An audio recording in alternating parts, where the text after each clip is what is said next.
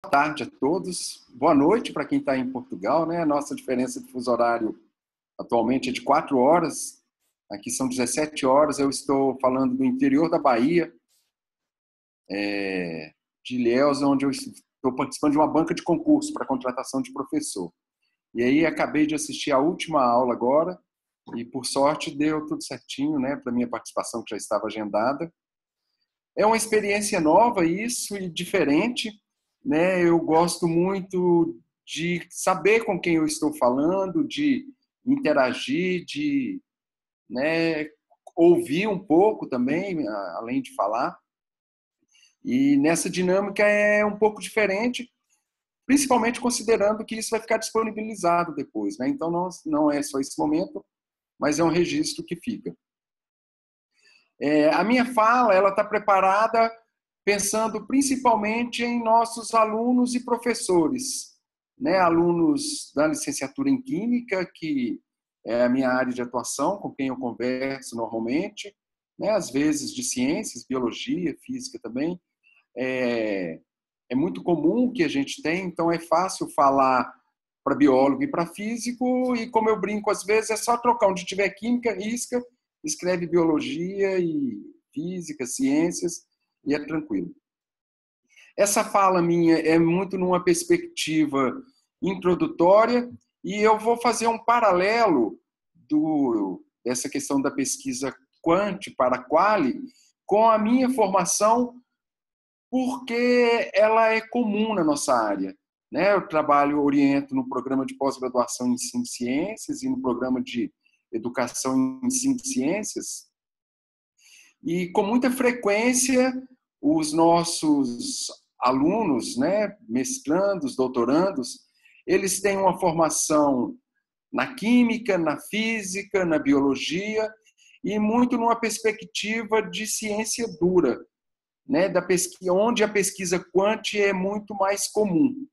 E na minha trajetória, né, até chegar onde eu estou hoje, essa mudança foi acontecendo aos poucos, e por isso que eu pretendo usar a minha história para fazer esse paralelo e deixar pontuado o que eu quero passar.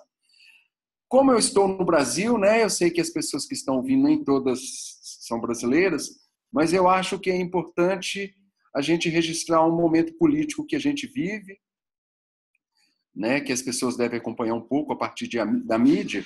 E para a gente começar a falar de educação no Brasil, eu vou fazer aqui o que eu sempre faço em qualquer apresentação, né? Eu vou dizer que para a gente começar a falar de educação, primeiramente a gente tem que falar fora Temer, né? Porque a gente vive um momento complicado e a educação ela está ligada à nossa sociedade, né? A gente entende dessa forma, então não posso simplesmente ignorar o contexto político, social que a gente vive, de um governo intervencionista que tem como meta desmontar o nosso Estado, acabando com a educação, com a saúde pública e tantas outras questões.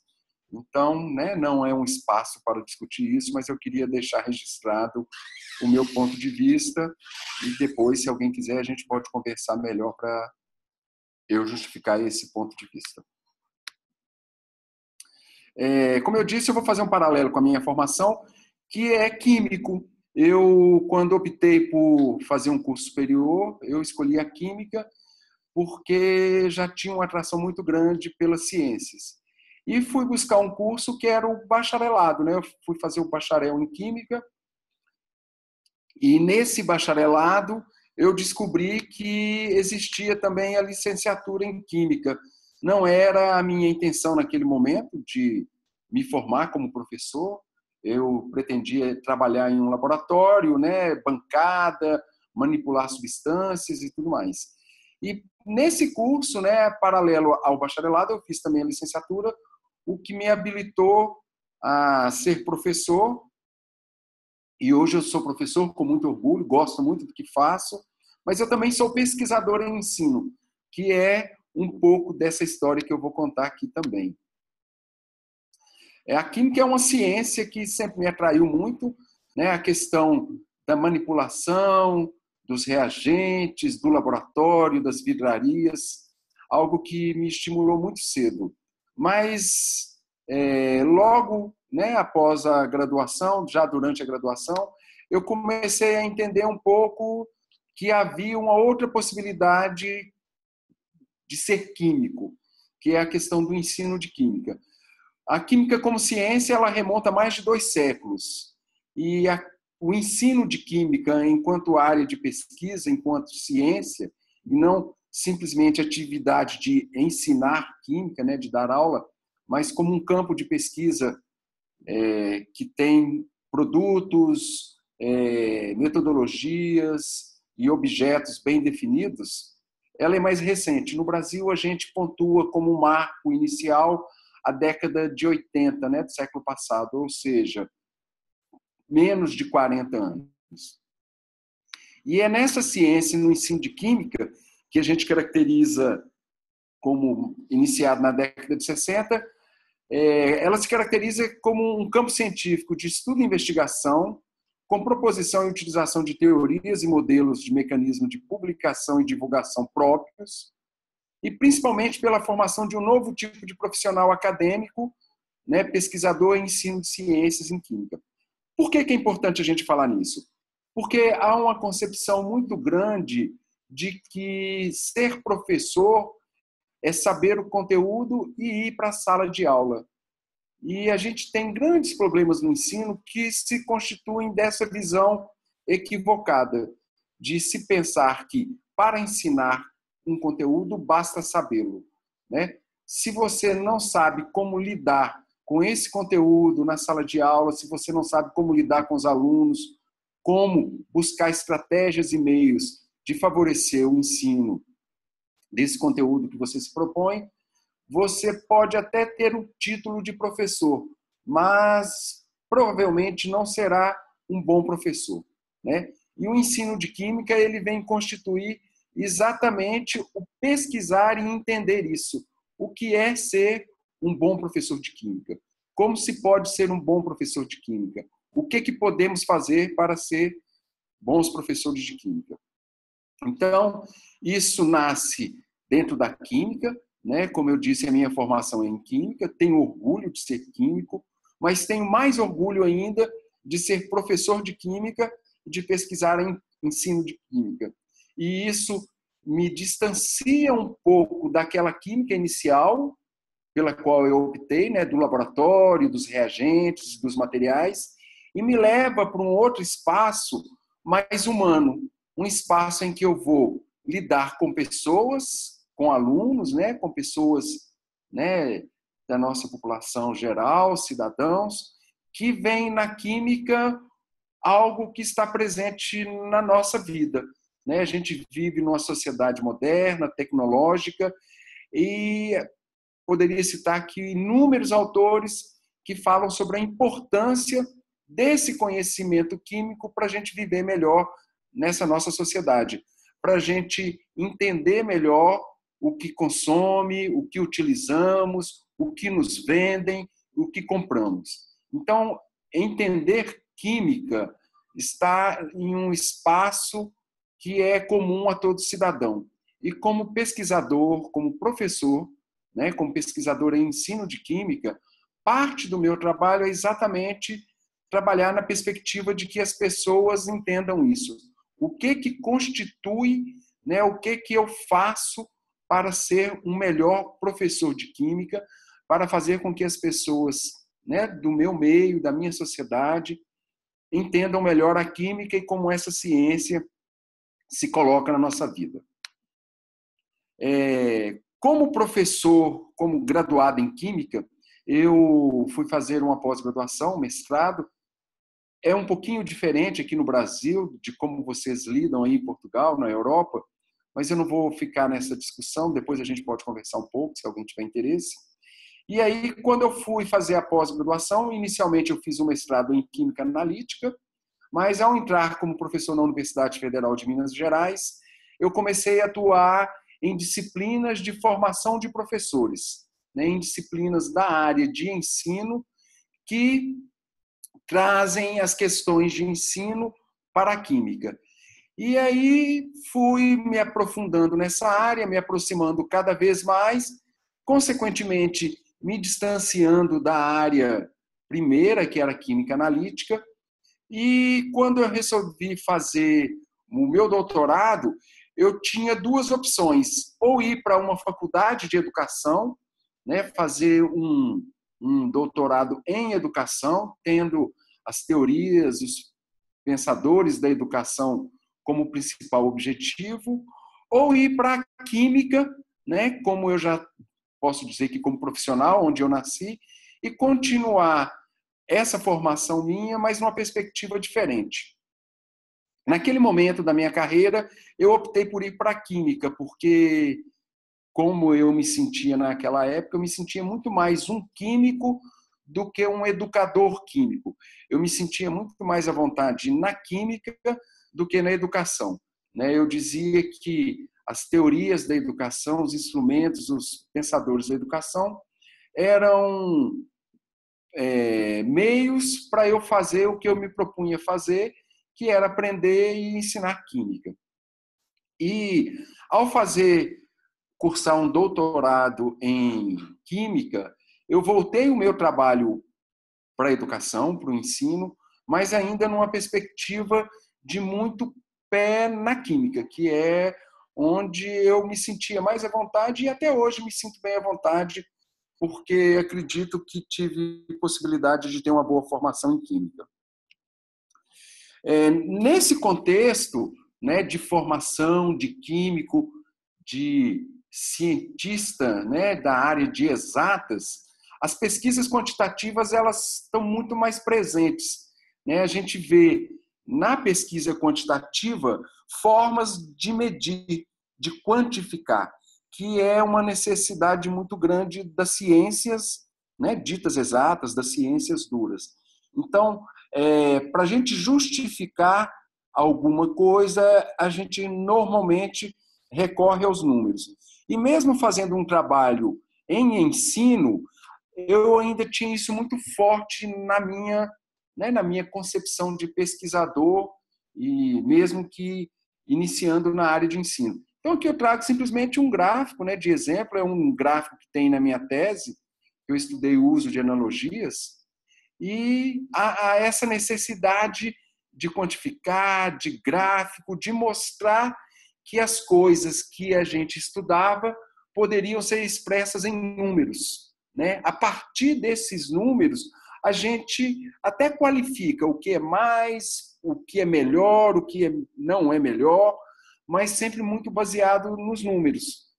A gente vai, como eu fiz no meu trabalho de doutorado, entrevistar professores, analisar a concepção, mas a gente sempre vai buscar categorizar e ver qual categoria que é mais frequente, qual que é menos frequente, e a gente continua nesse mundo dos números.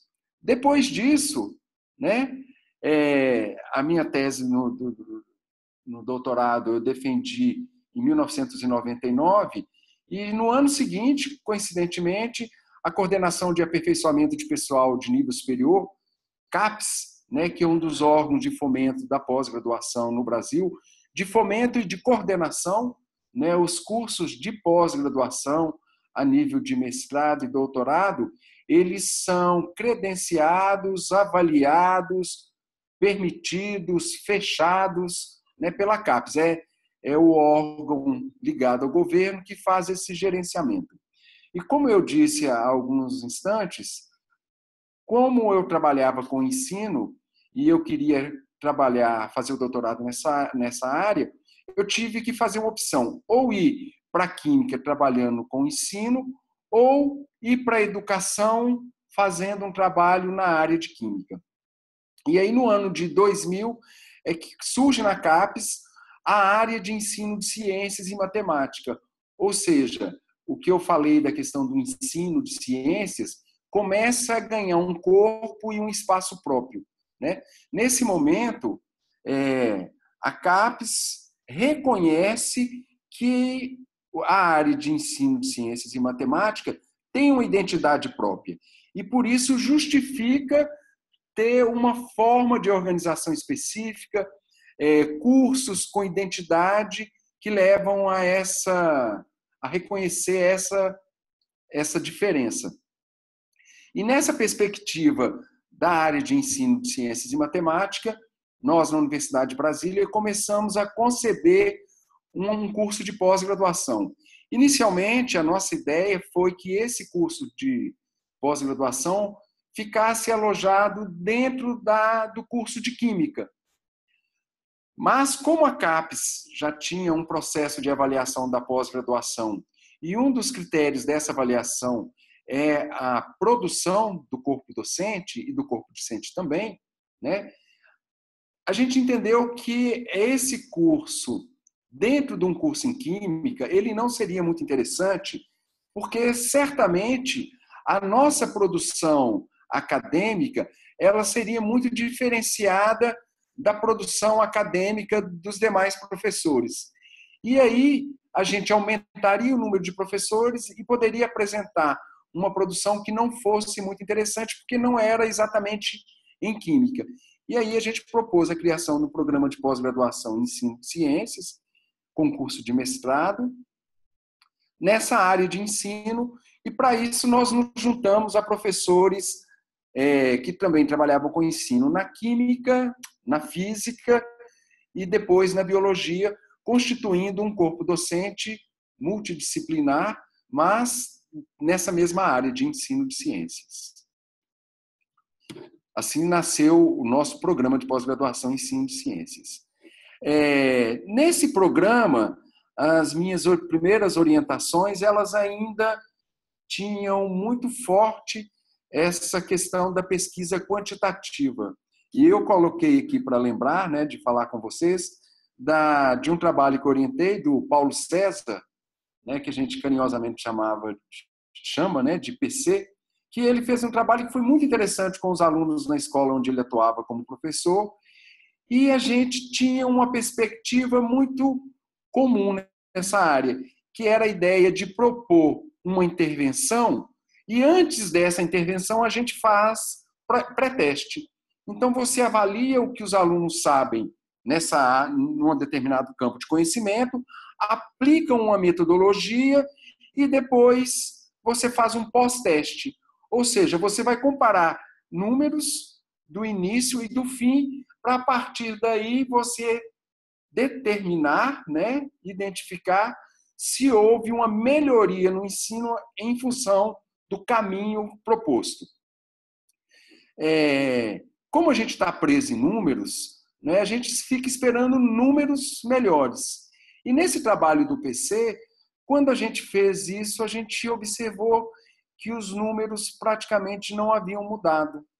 E aí, conversando, eu, o PC e uma colega que orientava o trabalho, a gente falou, poxa, mas esse trabalho foi tão grande, ganhou prêmios, os alunos se envolveram tanto, e, no entanto, a hora que a gente avalia o pós-teste, a gente percebe que não houve uma melhoria nessa aprendizagem que era o que a gente tanto almejava. E aí, conversando, analisando, o Paulo César começou a pontuar uma série de questões com relação aos alunos participantes desse projeto e quanto a participação nesse projeto tinha mudado a vida deles. E aí a gente se deu conta de que essa proposta de pré-pós-teste, ela não dava conta de mostrar o que realmente o trabalho tinha permitido. Porque não é com números, não é nessa forma que a gente vai conseguir avaliar bem, né? Isso faz com que eu me lembre, né? Não sei se mais alguém que está participando tem formação em Química, que na Química a gente tem uma área que é a Química Analítica, e normalmente ela é dividida em Química Analítica Qualitativa e Química Analítica Quantitativa, né? E aí eu analiso que a gente sempre precisa das duas. A gente só qualifica se a gente tem ideia de quantidade, isso é importante. E a gente só quantifica se a gente sabe o que é qualidade. Essas duas sub-áreas da química, elas se completam. E no caso da pesquisa, eu vejo assim também na pesquisa qualitativa e quantitativa. Uma depende da outra.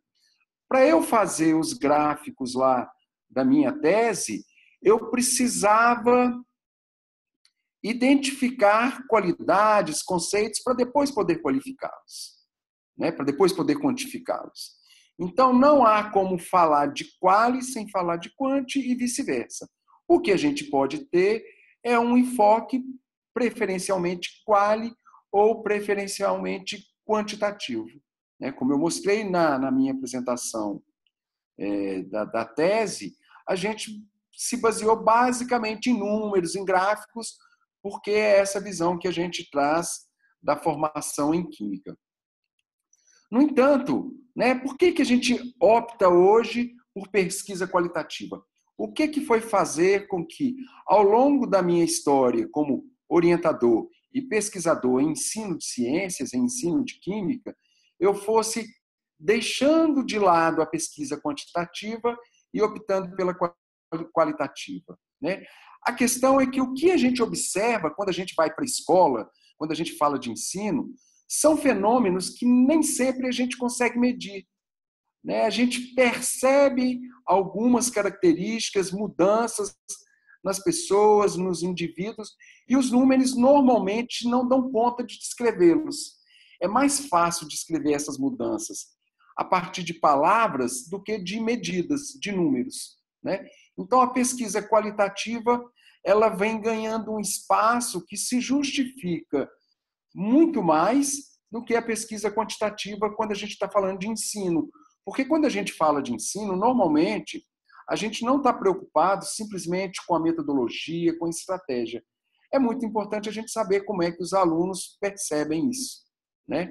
E essa percepção, eu posso até chegar ao nível de querer quantificar, mas é fundamental, principalmente, eu entendê-la, eu perceber o que isso muda para o aluno, né? Como é que essa metodologia que eu trago para a sala de aula, ela faz com que o aluno se interesse pela disciplina, que ele participe mais. Isso aí talvez até gere um resultado nas notas dele, né? Que são boas formas de medida. Mas isso é secundário. Eu me lembro de uma vez que eu participei de uma banca no nosso programa e o mestrando apresentou números indicando que havia uma melhora na aprendizagem do aluno após a aplicação da metodologia que ele propunha. Só que a diferença numérica era tão pequena, do tipo assim, antes era 6,2 e depois da metodologia aplicada era 6,5. Que na época eu questionei para ele, mas você não acha que esse número é muito pequeno? Essa variação numérica, ela pode ser consequência da presença ou ausência de um determinado aluno em um dos dois momentos. Se o Joãozinho não foi no primeiro dia e respondeu o teste no segundo, talvez ele seja um aluno muito bom que só ele fez essa variação numérica, né?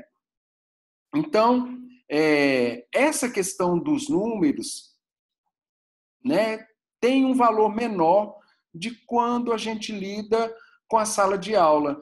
Porque na sala de aula, a gente não tem robô. Nós temos alunos que são pessoas, indivíduos, que têm história de vida, que têm história escolar, e a nossa forma de lidar com isso, né, quando a gente apresenta uma metodologia diferente, né, como é o caso muito frequente, isso tem mais a ver com como os alunos percebem isso, como é que eles vivenciam isso, do que com números, né? Então, essa questão da pesquisa qualitativa, ela ganha um espaço muito grande, cada vez mais a gente usa menos metodologias quantitativas e mais metodologias qualitativas. Por quê? Porque a gente está lidando com pessoas, né? E quando a gente fala da pesquisa qualitativa, né, tem alguns aspectos que são melhor pontuados, né? A questão da apropriabilidade de métodos e teorias. Na pesquisa qualitativa, a gente tem possibilidades maiores de definir estratégias de pesquisa para um determinado fenômeno que é social, né? A gente está falando de pessoas, de sala de aula, de escola, de professores. Então, a diversidade de metodologias e teorias que nos fundamentam para estudar esse espaço, eles estão muito mais ligados à pesquisa qualitativa do que à pesquisa quantitativa. A questão da perspectiva dos participantes e a diversidade. Numa sala de aula, a gente não tem um aluno padrão que vai reagir de uma forma e todos os outros reagirem da mesma forma. A gente tem 30 pessoas, 30 indivíduos diferentes, né? Então, eu perceber como é que cada um, ou como é que a coletividade reage em relação a isso, é muito mais interessante. Até porque eu posso ter uma proposta metodológica, uma proposta de ensino, que ela até favorece um grupo, mas ela desfavorece outro. E isso pode fazer com que ela não seja interessante, porque ela traz questões que são mais complicadas para alguns do que para a maioria, né? Então, a pesquisa qualitativa ela me dá a possibilidade de entender melhor esse universo diverso da escola, né? Da sala de aula, dos professores e tudo mais. A questão da reflexibilidade do pesquisador e da pesquisa. Nessas metodologias qualitativas, a gente tem mais liberdade de refletir e de reconduzir o nosso trabalho. Até porque, normalmente, né, como eu estou falando de pesquisa, de sala de aula, de ensino de ciências, ensino de química, eu estou mais preocupado com os alunos do que com o resultado da minha pesquisa, né? Não justifica eu desenvolver uma metodologia, uma proposta de ensino que favoreça resultados numéricos, mas que não seja o melhor para os alunos, né? E na pesquisa qualitativa, nas metodologias associadas à pesquisa qualitativa, eu tenho mais espaço para fazer essas alterações e buscar questões que atendam melhor o meu aluno. Porque se eu estou falando de ensino, né, o meu objetivo primeiro é atender os alunos. Um outro aspecto que é muito interessante também é a questão da variedade de abordagens e métodos, né? Eu tenho inúmeras possibilidades. Eu até pensei em listar aqui, mas eu imagino que essa fala é mais uma perspectiva inicial do que de aprofundamento. Então, se eu estou desenvolvendo uma metodologia e estou avaliando essa metodologia em sala de aula, a forma que eu posso avaliar, né, as diferentes fórmulas são muito grandes. E aí vai depender do meu contexto, da minha possibilidade de análise, da minha possibilidade de coleta de dados. Então, as metodologias qualitativas, eu posso buscar a que atenda melhor a minha expectativa nesse momento, seja como pesquisador, seja como mestrando, como doutorando, que tipo de metodologia que vai responder às questões que eu coloco para essa pesquisa. Que tipo de metodologias que permitem que eu consiga fazer uma avaliação na escola, na sala de aula, com os professores, que responda a essa minha questão.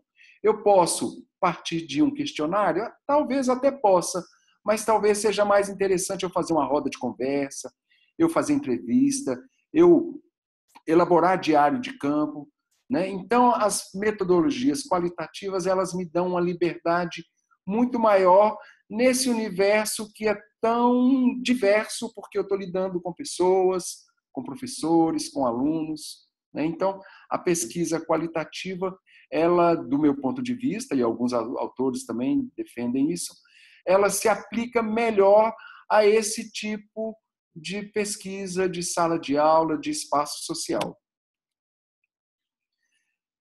Eu tentei falar no tempo correto, né? Era mais ou menos isso que eu tinha planejado.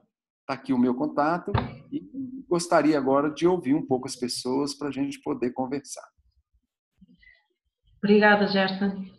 Estás no tempo exato, corretamente, 30 minutos.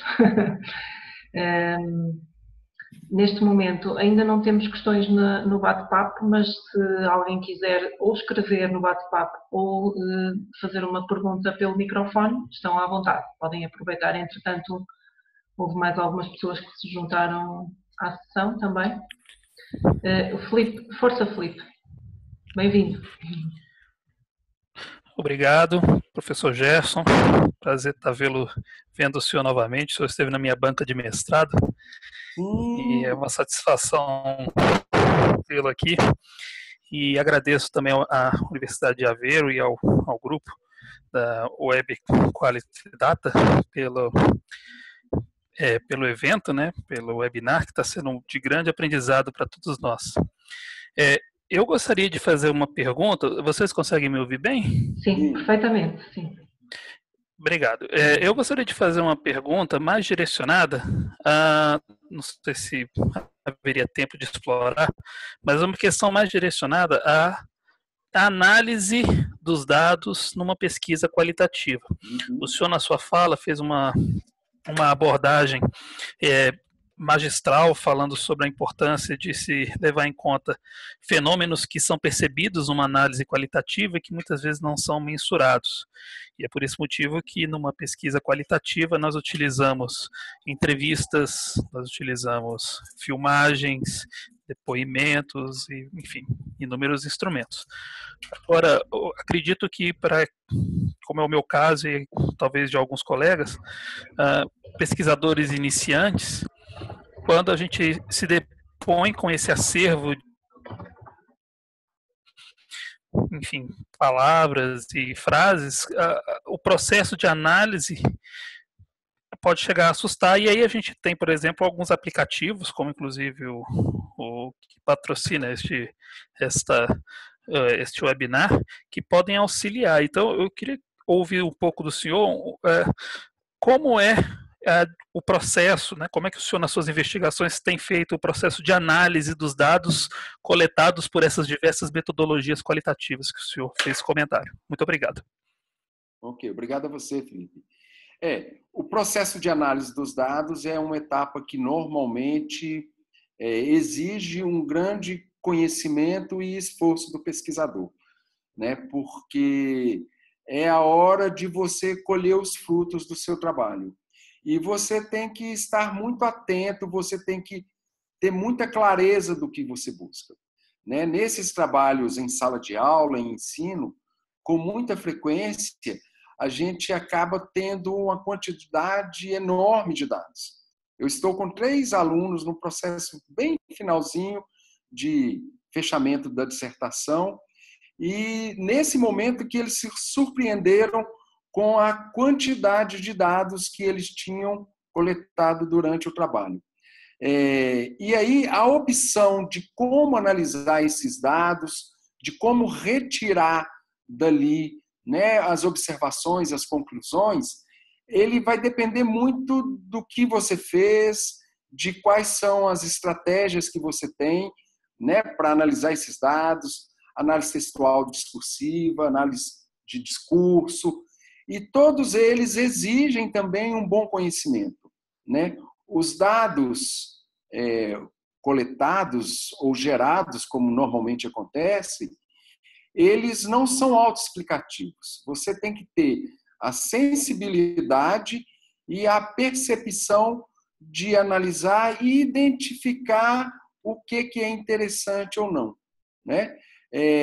Talvez essa seja a grande dificuldade das pesquisas qualitativas, quando a gente começa nessa perspectiva, e como eu disse no início da minha fala, com uma formação meio cartesiana, né, muito quantitativa, às vezes a gente fica assustado com isso.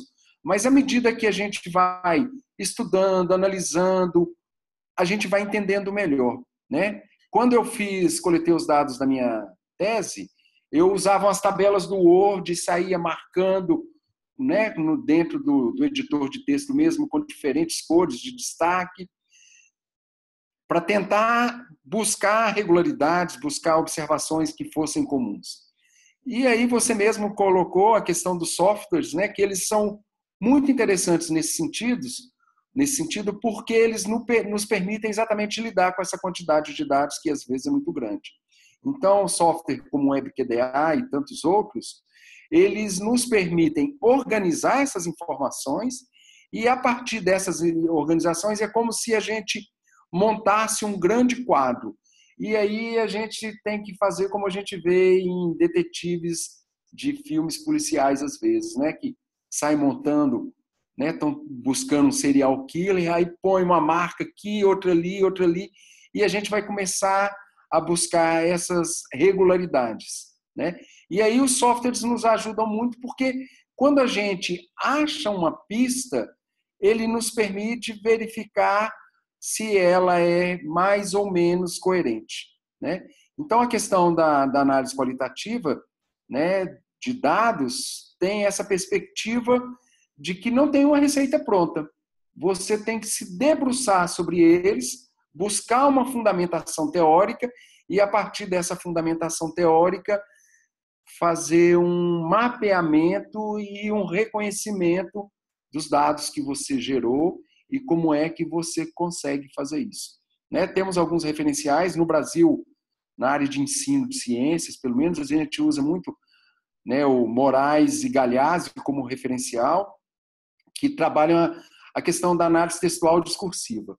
Então, nos discursos, nas falas, nos textos dos nossos sujeitos, colaboradores, a gente vai buscar, né, colher as informações que a gente julga que são interessantes para responder às questões da pesquisa. Não sei se eu te respondi, Felipe.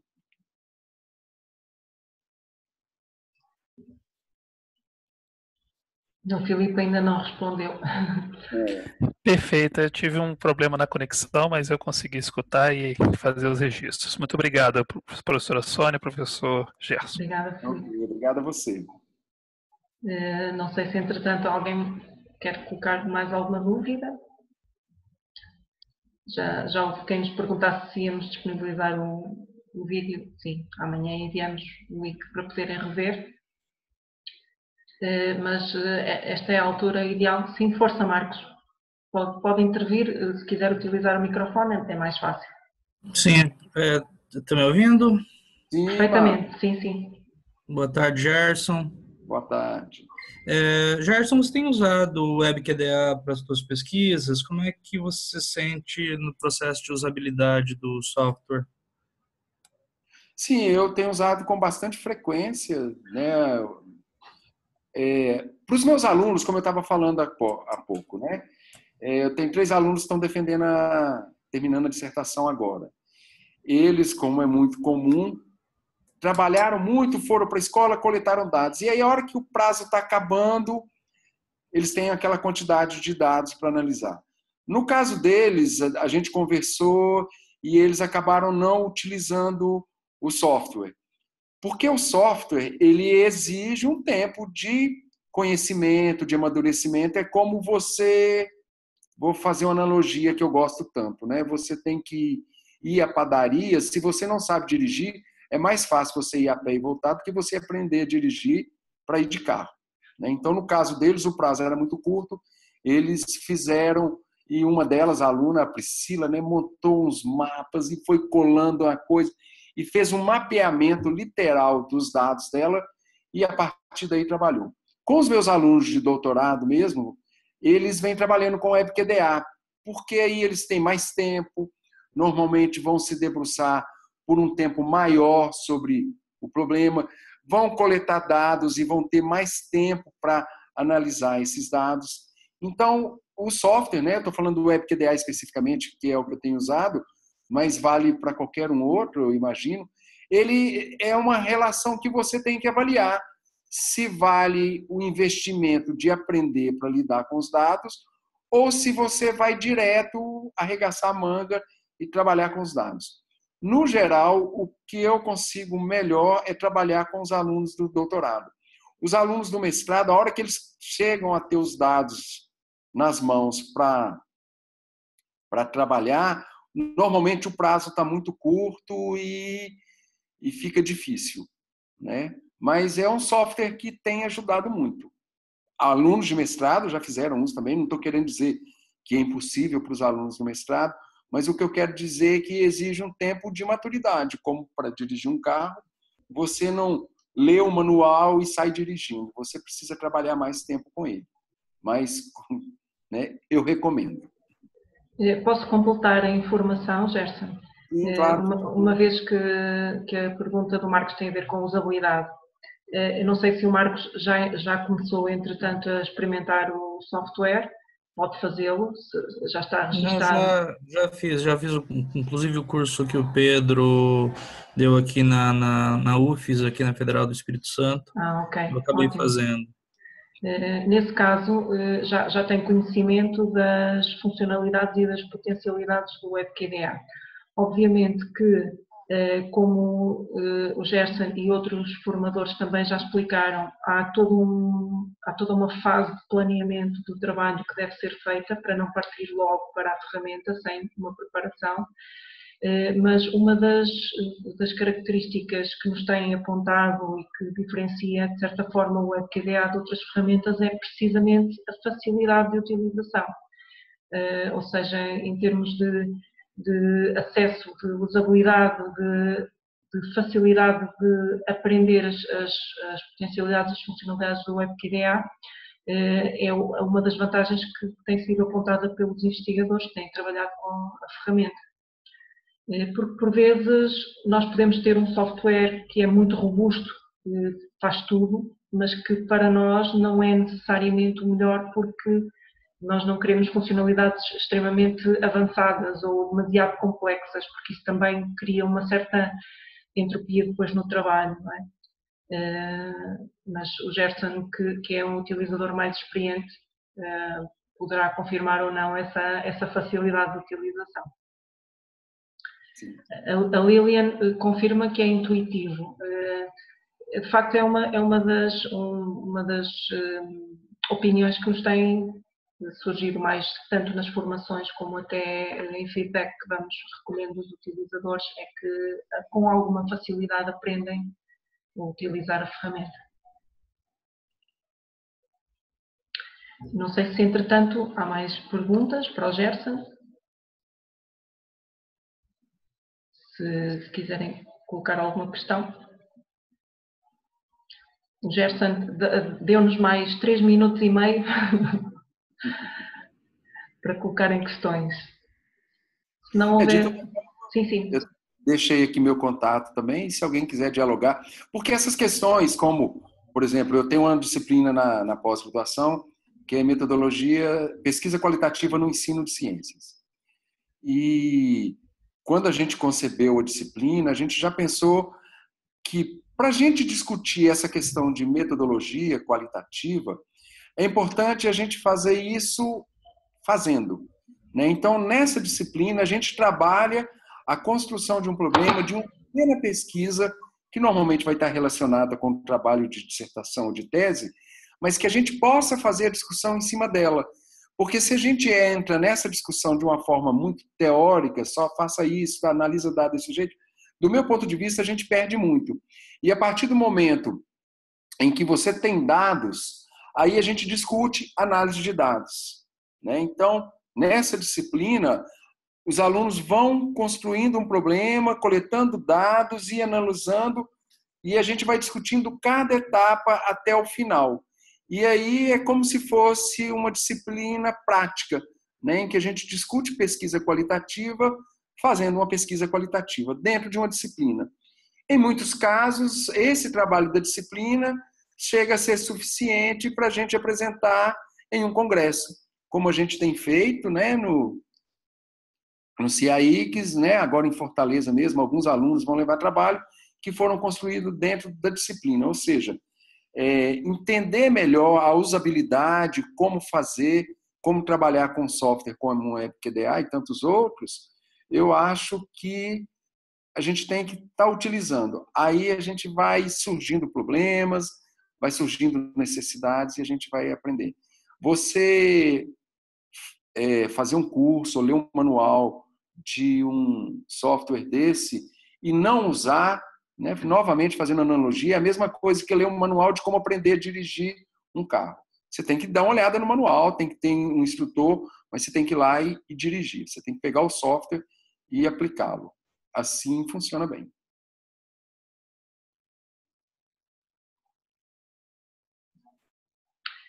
Bom, se não houver mais dúvidas, Gerson, podemos despedir-nos dos nossos participantes. Eu agradeço a tua disponibilidade depois de um dia de trabalho, ou melhor, para ti ainda é mais ou menos meio da tarde, não é?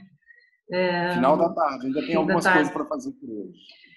Eu agradeço a todos a presença, estão algumas pessoas também a agradecer no bate-papo. Como disse, amanhã vamos disponibilizar o material.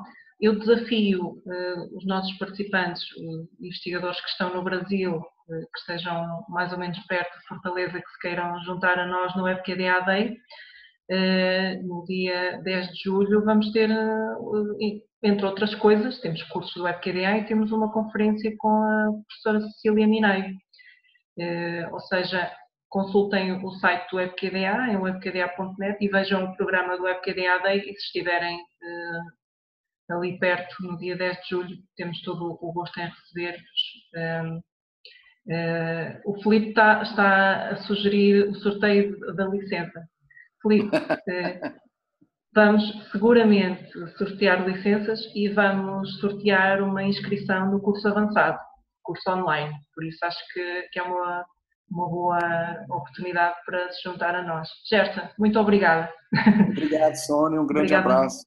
Obrigada. E a todos aí e aos participantes aqui também. Vai ser um prazer conversar com vocês. Obrigada e até breve. Um beijinho. Adeus. Boa noite a todos. Adeus.